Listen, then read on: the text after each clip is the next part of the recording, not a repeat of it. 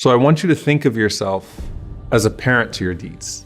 You produce them, you raise them, and you have all sorts of hopes for them. The only thing is, you don't see them yet. Now, just like a parent hopes that if they live long enough, their worldly children will comfort them and benefit them when they get older, we all hope that our hereafter children will comfort us and benefit us once we make that transition. The question is, how many deeds have you produced? How many deeds have you raised? And what's it going to be like to meet them for the very first time?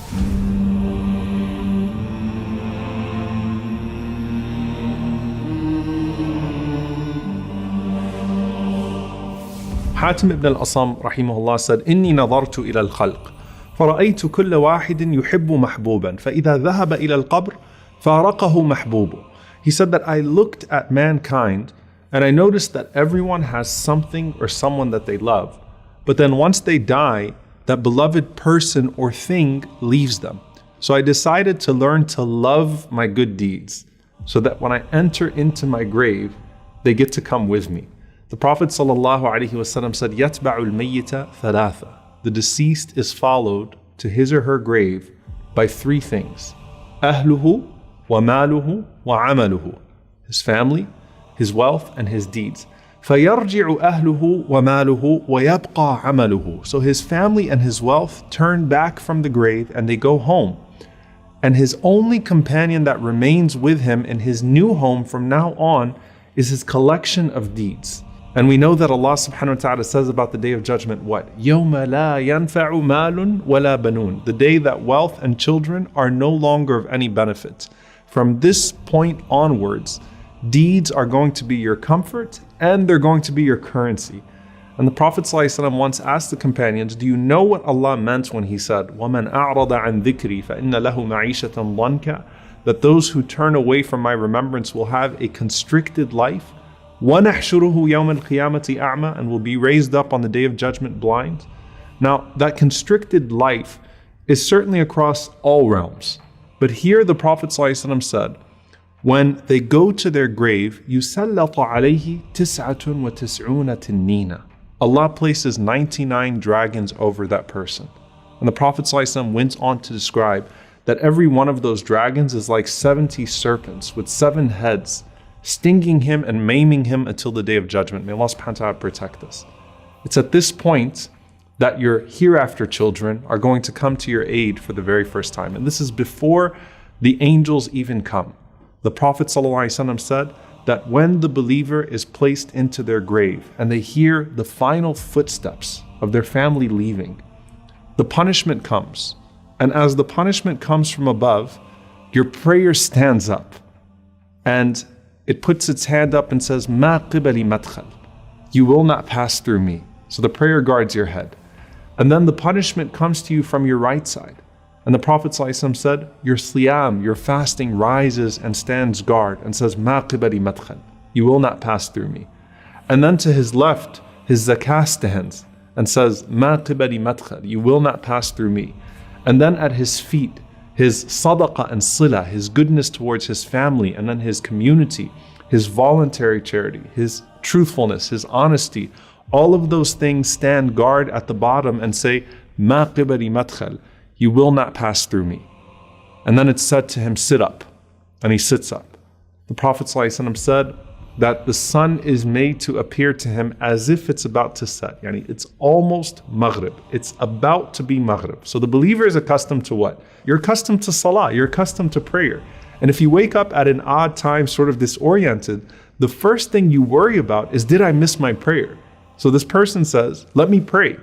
And the angels say, you'll get to that, but first you have to answer our questions. Man Rabbuk? Who is your Lord? Ma Dinuk? What is your religion? Man Nabiyuk?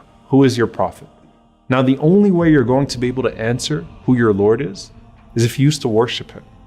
And the only way you're going to be able to answer what your religion is if you actually used to practice it.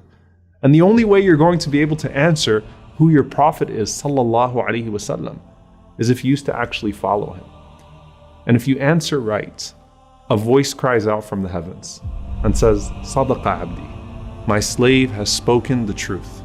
And subhanAllah, in one hadith, the Prophet ﷺ said that those two angels that were first frightening, they say to you after you answer the questions correctly, كُنَّا نَعْلَمُ أَنَّكَ تَقُولُ هَذَا. You know, we knew you were going to say that. We knew you were going to answer these questions right. And Allah subhanahu wa ta'ala then calls out, supply him with the furnishings from Jannah. Clothe him from the clothes of paradise.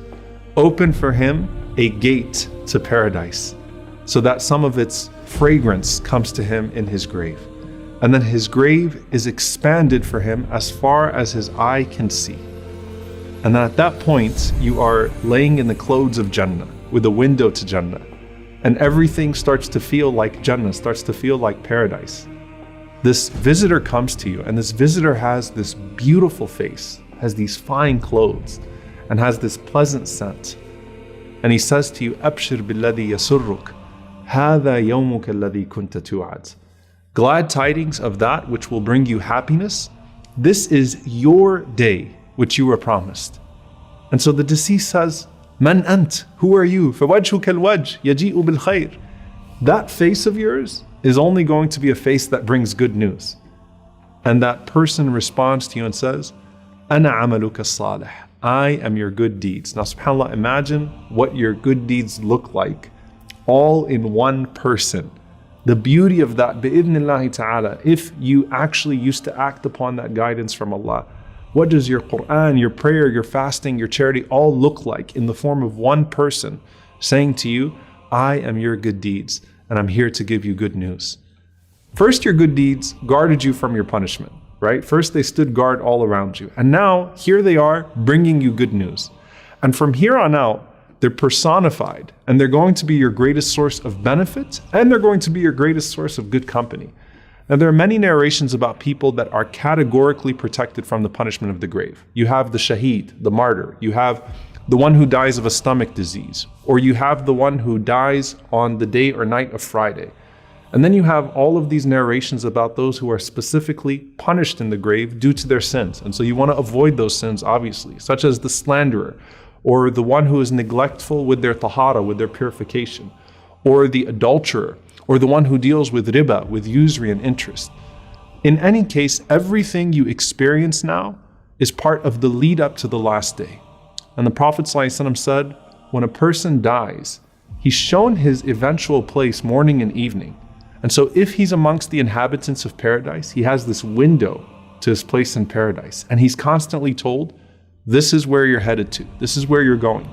And if he's amongst the people of the fire, may Allah protect us, he's shown his place in the fire and is told, this is where you're going. And no matter what his situation is, he's shown one more place.